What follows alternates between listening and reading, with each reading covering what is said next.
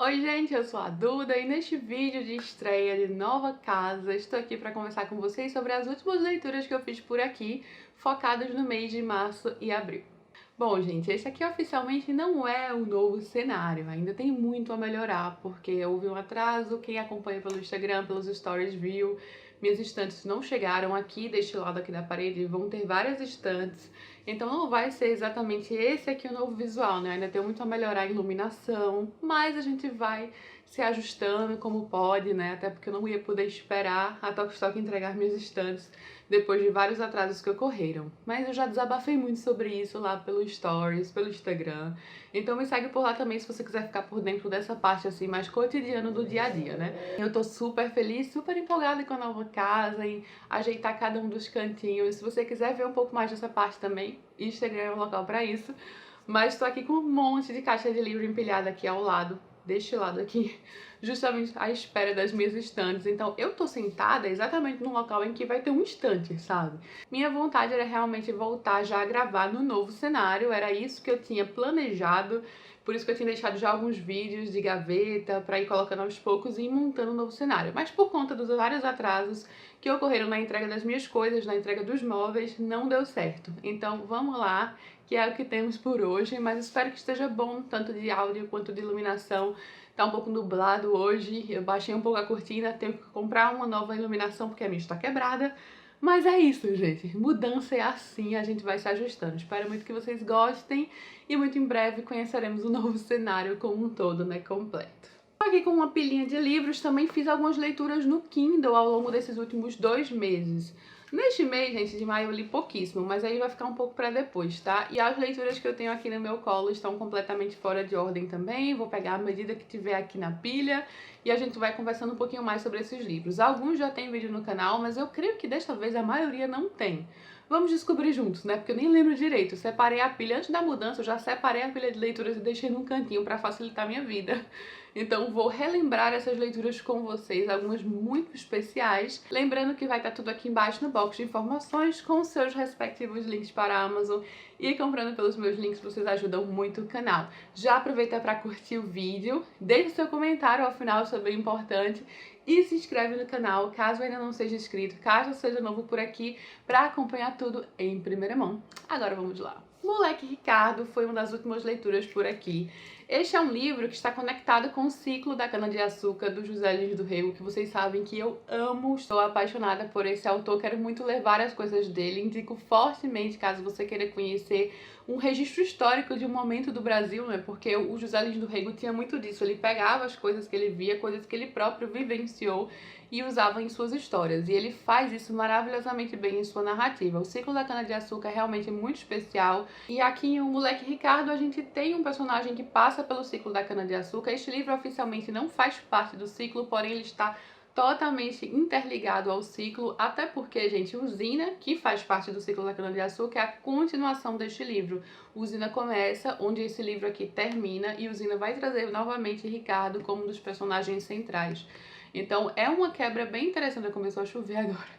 É uma quebra bem interessante porque a gente foca muito em Carlinhos quando a gente está lendo o ciclo da cana-de-açúcar de início. E aqui a gente tem este outro lado dos contrastes sociais, porque o protagonista é um garoto negro que cresceu na pobreza e quer melhorar de vida. Ele está tentando melhorar suas condições de vida, ele tem seus sonhos, ele tem a vontade de conhecer outras coisas, ele quer sair daquele ambiente de engenho, onde ele já sabe como será o seu futuro, né? Tá tudo demarcado ali, ele sabe o que pode esperar, então ele parte aqui para Recife, no comecinho de Moleque Ricardo, para tentar uma outra vida. Ele é o livro mais político dentre todos os que eu li do José Lins do Rego e já tem toda aquela marca registrada do autor em trazer os contrastes sociais, em fazer a gente pensar sobre esse contexto dos preconceitos, do racismo, das heranças da escravidão, da falta de perspectiva, dos infortúnios, da pobreza extrema, a classe trabalhadora aqui, entre toda uma questão do ambiente de greve, de políticos populistas que surgem.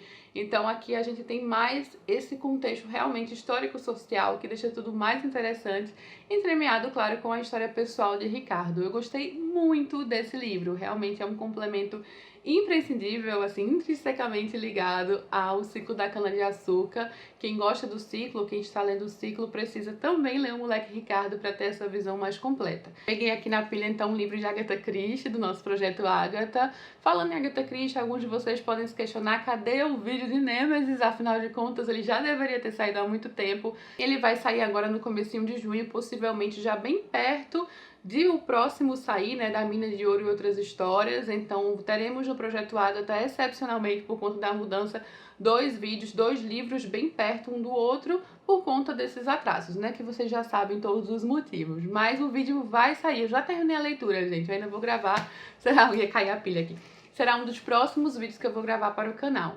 Mas aqui estamos falando então de O Passageiro para Frankfurt, que infelizmente eu falei pra vocês que foi o pior livro de Agatha Christie que eu já li. Posso dizer que até então ainda não tinha nenhum livro sequer de Agatha que eu não tinha gostado de fato. Todos eles eu tinha achado pelo menos bom, entre suas variações ali, né? Claro, alguns bons, outros muito bons, outros excelentes, outros ótimos, favoritos. Então eu tinha algumas variações de gosto dentro do universo Agatha, só que esse aqui, infelizmente, eu não gostei. Ele é um livro mirabolante, sem pé nem cabeça, ele se perde muito na história e também ele é desinteressante, porque mesmo em algumas histórias mirabolantes de Agatha eu cheguei a curtir. A gente às vezes reconhece a história absurda, mas ainda assim curte. Esse aqui tem ares distópicos, ele vai entremear essa questão ali do medo das guerras, né, pós Segunda Guerra Mundial, de espionagem, e insere muitos personagens. A história é muito cortada, assim, se perde totalmente pra mim. Eu não cheguei a gostar de nenhum dos personagens ou me interessar pelo futuro dos personagens. É uma coisa muito vaga, assim, sempre algumas menções, algumas coisas meio soltas de algo que está acontecendo, de um perigo mundialmente falando, assim. É aquele negócio que talvez dê a entender uma terceira guerra mundial. Eu posso até dizer que eu gostei de ter lido o livro no sentido de curiosidade, de estudo da obra de Agatha, né? Como um super fã que eu sou. Mas ao terminar esse livro eu só conseguia pensar por quê? Pra que Agatha, sabe? Precisava esse livro, precisava mesmo. Realmente muito abaixo dos padrões Agatha, mas mesmo nos padrões dela eu acho que é um livro que não funciona. Já tem vídeo no canal, então eu falei muito mais sobre esses aspectos, já entrei em mais detalhes, também tem vídeo do primeiro que eu mostrei. Este próximo livro que eu tenho em mãos é o último vídeo que saiu no canal. Eu já tinha gravado há um bom tempo o vídeo dele, mas eu tinha deixado guardado, e com a mudança acabei soltando tudo que eu tinha do antigo apartamento, gente. Estou falando da história de Joe Shuster, o artista por trás de Superman. Uma graphic novel incrível, maravilhosa, sensacional. Tanto visualmente, né, já mostrei mais detalhes dessa graphic novel pra vocês, mas ela é muito, muito linda. Tem toda uma pegada vintage que eu adoro. É o tipo de ilustração que eu realmente amo em graphic novels. Eu achei um show à parte. E também por ser uma história que merecia ser contada através dos quadrinhos.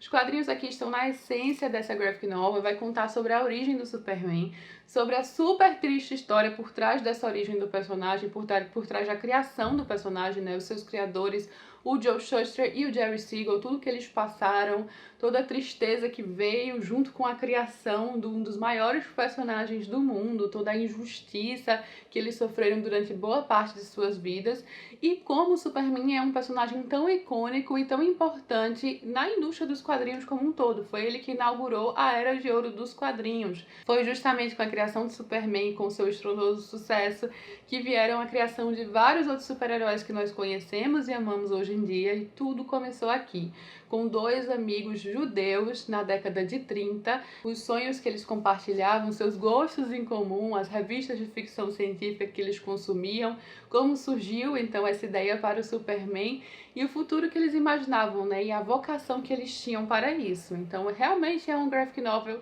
incrível. Já tem vídeo no canal e eu contei muito mais sobre essa questão da triste história por trás da criação de Superman. Mas só para vocês terem uma ideia, gente, um dos criadores do Superman chegou a morar na rua, praticamente como um mendigo, sem dinheiro para absolutamente nada, enquanto a empresa lucrava horrores, rios de dinheiro com a criação dele. Uma grata surpresa pra mim, um livro que eu descobri absolutamente por acaso. Sabe aqueles livros que você bate o olho assim na capa, na Amazon mesmo? Eu tava navegando pela Amazon, encontrei este livro, li um pouquinho mais sobre ele, né, sinopse e tudo, e fiquei com vontade de ler. Comprei, o livro chegou, comecei a ler e eu amei a história, dei 5 estrelas, achei super emocionante e conheci um pouquinho mais de literatura holandesa. Estou falando de O Amigo Perdido, da Hella Haase. A Hella Haase é considerada a grande dama de literatura do país. É uma autora super consagrada na Holanda e esse é um dos principais livros holandeses do século XX. Aqui eu tenho um pouquinho mais da foto da autora, gente, olha só ela aí. E esse é um daqueles livros que vai falar sobre colonização. O livro se passa na Indonésia, quando a Indonésia ainda era chamada de Índias Orientais Holandesas, então estava sob domínio dos holandeses. E aqui nós temos dois grandes amigos no âmago da história. Vale dizer que a própria Hella Haase também nasceu na Indonésia, também era descendente de europeus, então ela está no mesmo patamar, no mesmo papel ali, digamos, de visão de mundo do personagem principal que narra essa história, que é um garoto europeu que nasceu na Indonésia, né? Ele é descendente de europeus, seus pais estavam ali como colonizadores, e esse garoto nasceu e cresceu na Indonésia e era extremamente próximo de outro garoto que também nasceu no mesmo período, eles viviam sempre juntos, poderiam ser considerados, digamos, irmãos. Só que um era nativo e o outro era descendente de europeus. E é bem interessante a gente ficar pensando aqui ao longo da história o que os diferencia, né? Porque eles dois estavam sempre juntos desde o nascimento. Este garoto nativo se chama Urug e a gente não conhece o nome do protagonista da história, narrador. E o Urug era filho de uma pessoa que trabalhava ali para os pais do protagonista, do narrador da história. Então eles nasceram próximos, eles cresceram próximos, eles estavam ali sempre juntos, mas eles não eram iguais.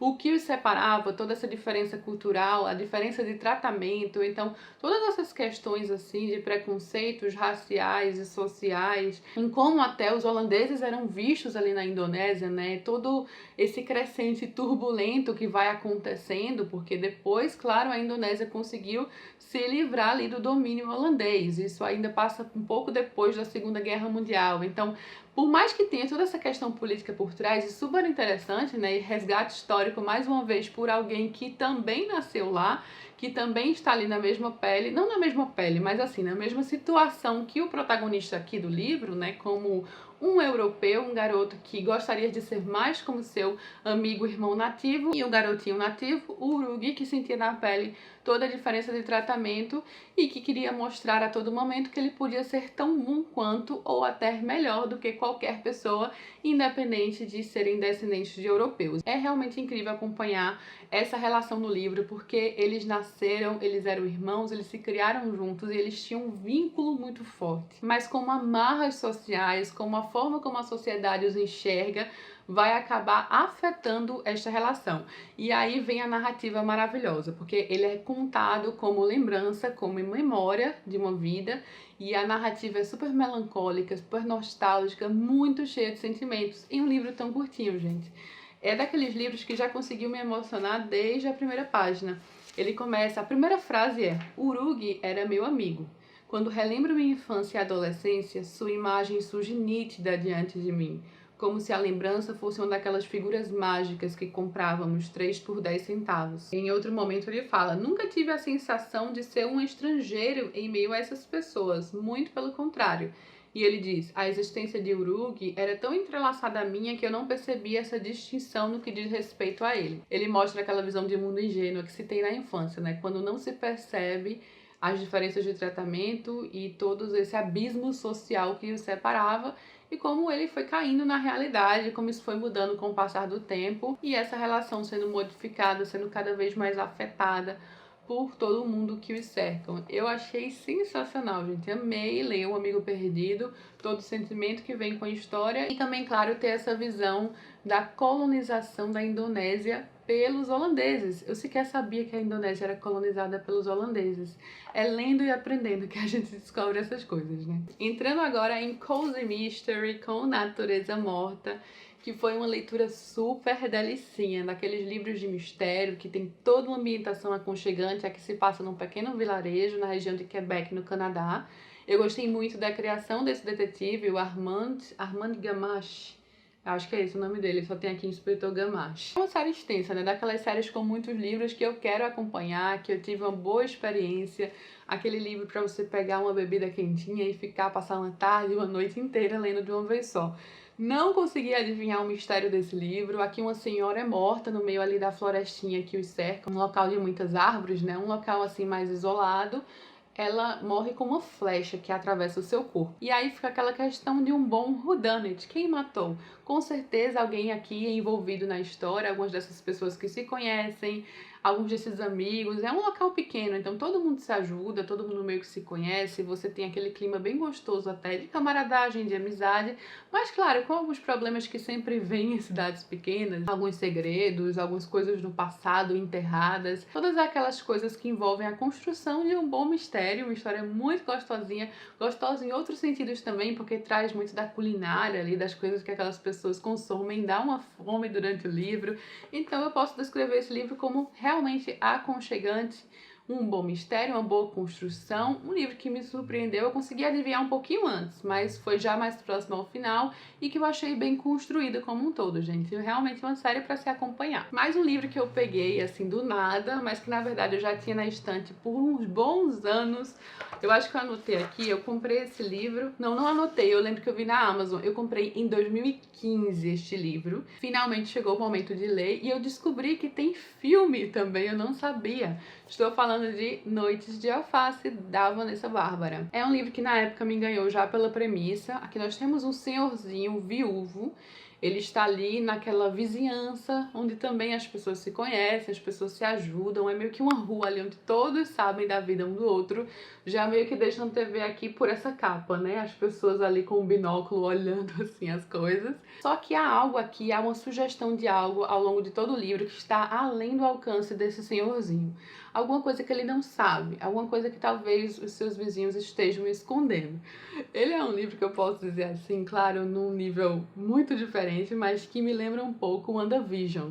Sabe o WandaVision que a gente tem ali aquelas ruas, os vizinhos que estão escondendo algo, você lê e percebe que há algumas coisas estranhas acontecendo? Aqui também, só que em outro sentido, obviamente, né? Mas me deu aquela sensação que eu tive quando eu estava assistindo a série WandaVision. E é um livro que vai falar sobre luto, sobre perda, sobre solidão. Esse senhorzinho, o Otto, passou sua vida inteira ao lado da Ada e eles não tiveram filhos, então eles realmente compartilhavam muito ali, eram só os dois por vários anos. A gente não sabe muito bem o que aconteceu, então tem meio que uma sugestão de mistério, uma sugestão de um pequeno suspense por trás de tudo isso.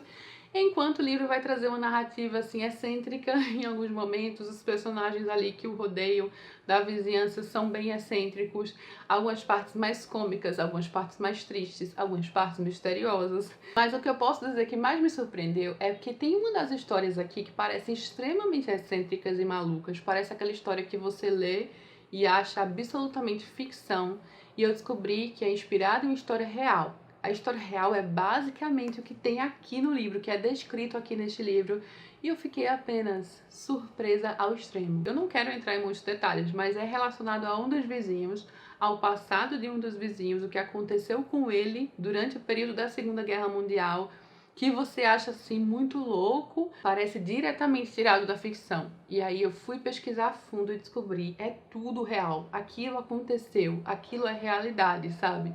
Então gostei de conhecer essa curiosidade, essa história, foi interessante, apesar de ser bem triste, na verdade. Digamos que isso seria um spin-off aqui no livro, tá? Tá diretamente ligado a uma coisa central do livro, mas é um caso, assim, à parte que aconteceu aqui na história e que é inspirado em um fato real. E aí, depois da leitura, eu descobri que tem filme de Noites de Alface.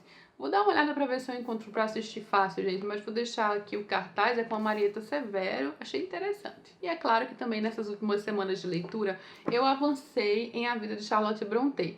Em maio, gente, eu estagnei. Em maio eu não li quase nada, depois eu converso um pouquinho mais sobre isso com vocês. Por conta da mudança, por conta de tudo, toda hora acontecia uma coisa. Enfim, realmente não consegui adiantar nada em maio, mas com certeza para junho sai. Só que durante o mês de abril eu li boa parte aqui, adiantei boa parte da vida de Charlotte Brontë, que eu falei para vocês está sendo bem interessante conhecer mais sobre essa parte não ficcional de pessoas tão excepcionais, né, que deixaram sua marca na literatura, especialmente a Charlotte, que era uma pessoa incrível. Eu com certeza passei a sentir um vínculo muito maior com as irmãs, com quem elas foram, com seus sentimentos, suas emoções, suas vidas, né, suas escolhas, enfim, você não tem como não se emocionar em alguns sentidos ali com tudo que elas passaram, especialmente a Charlotte, né, bem triste, a gente já sabe que elas morreram bem próximo uma à outra, morreram muito jovens, era uma época difícil cientificamente falando, a medicina ainda não tinha avançado muito, as pessoas morriam muito novas, mas ter esse vislumbre da vida das irmãs, seus sonhos, suas vontades, sua personalidade tão própria, elas tinham uma personalidade muito definida aqui, você sente que conhece intimamente, especialmente a Charlotte Brontë durante essa leitura, já que boa parte dessa biografia da Elizabeth Gaskell é contada através de cartas da própria Charlotte, que ela realmente escreveu ao longo de sua vida, então você tem esse vislumbre muito íntimo da vida pessoal da família das Brontës, e eu estou achando realmente sensacional. Sei que eu tô devendo pra vocês o vídeo sobre, né, mas em algum momento este vídeo vai sair e a gente conversa um pouquinho mais sobre isso. Agora sobre as leituras do Kindle, eu li 3 livros no Kindle nesses últimos tempos, um deles foi um mistério que eu devorei. Realmente foi uma experiência, assim, daqueles que você pega um livro de mistério e não quer parar de ler. Onde está Daisy Manson, da autora Kara Hunter, que é uma autora inglesa. E, gente, esse é um livro sobre desaparecimento de crianças. Eu já acho o assunto uma premissa, assim, até instigante. Tenho interesse até em casos reais nesse sentido, né? A Madeleine McCann, assisto documentários. Então, aqui neste livro, nós temos o desaparecimento de uma garotinha de 8 anos que supostamente desaparece em meio a uma festa no jardim de sua própria casa.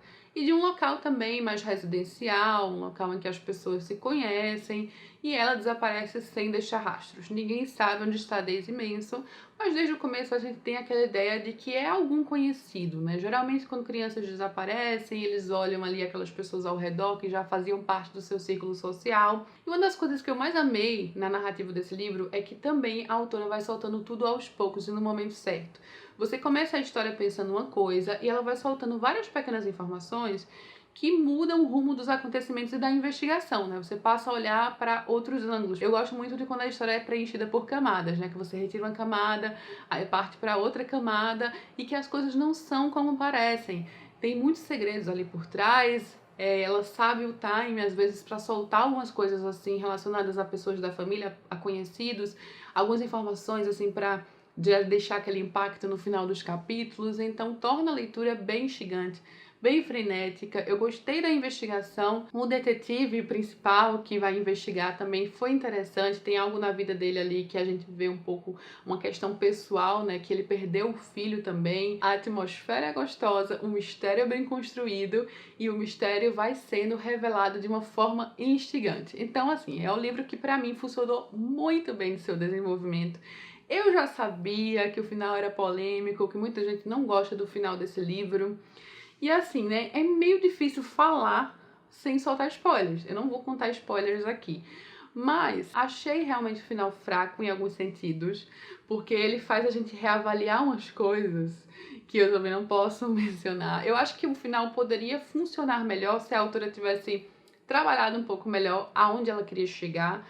Aí ficou parecendo aquele final, assim, que ela queria surpreender, sabe? Que ela queria chocar. Aí ela joga aquele final na nossa cara nas últimas páginas. Mas é um livro que eu adorei, apesar do final. O final não chega a ser terrível, aquele final que eu parei assim, que absurdo.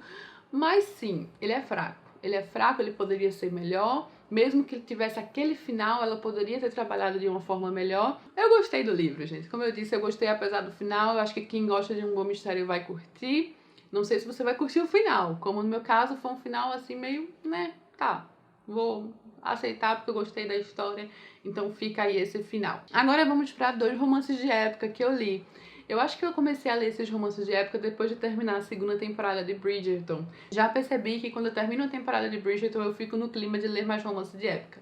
Aconteceu a mesma coisa quando eu assisti a 1ª temporada, logo após eu li alguns romances de época e agora quando eu terminei a 2ª temporada eu também quis ler romances de época e li 2. Como alguns de vocês já sabem, eu gosto muito da Julia Quinn e da Lisa Kleypas. Eu gosto dessas duas autoras igualmente, eu gosto até mais de algumas séries da Lisa Kleypas do que dos Bridgertons. Então eu já li os Bridgerton, os Quarteto Smith, já li os Rockesby, todas essas da Julia Quinn. E da Lisa Kleypas eu já li os Hathways, já li as 4 Estações do Amor. E estou lendo os Ravenous, que é uma série da Lisa Kleypas que eu meio que estou lendo completamente fora de ordem. Eu comecei pelo 2º livro, acho que Uma Noiva para Winterbourne. Aí depois do 2º eu fui pro 3º, depois pro 6º, E aí agora, depois que eu terminei a segunda temporada dos Bridgertons, eu li o quarto e o quinto. Então eu já li do 2 até o 6. Ainda não li o primeiro. Não sei porque eu pulei o primeiro na época, só sei que agora eu já conheço a história de todo mundo que vem depois, né? Segundo, terceiro, quarto, quinto, sexto. E já sei da história do primeiro também, né? Mas talvez eu até volte pra ler o primeiro, porque nesses romances de época a gente já sabe como vai terminar. A gente só não sabe exatamente quais casais serão formados quando a gente começa uma série. E agora eu já sei o que vai acontecer com cada um, né? Com quem cada um vai ficar, basicamente. E, gente, sobre o quarto e o quinto. O primeiro que eu li, então, nesses últimos tempos, né? Quando eu peguei pra ler o quarto, foi Um Estranho Irresistível. É um romance de época bem diferente, tem um toque especial por conta disso. Porque sai daquelas histórias tradicionais, foge das histórias tradicionais, ao trazer aqui a personagem Garrett, que é uma médica, uma mulher médica, na época vitoriana, ali em pleno século XIX, quando isso não era comum, as mulheres sofriam um preconceito enorme, e é inspirado numa história real. Houve exatamente essa mulher médica que tentou fazer medicina, teve que ir para Paris para fazer na Sorbonne, aí depois voltou, aí proibiram, não sei o que mais lá, aquele rolo todo, sabe? O povo queria realmente impedir que a mulher fizesse alguma coisa, que a mulher fosse capaz de exercer a medicina. Então, a história dessa Garrett na série dos Revenues é inspirada numa trajetória real. Isso é muito, muito interessante.